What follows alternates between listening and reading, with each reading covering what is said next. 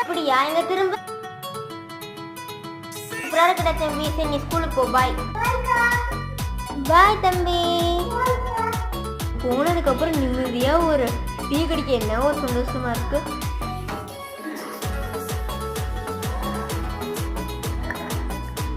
தூங்கலாம் இருக்கும், தூங்கலாம் கொஞ்சம் தூங்கி எழுந்திரிச்சு வெளில போய் கொஞ்சம்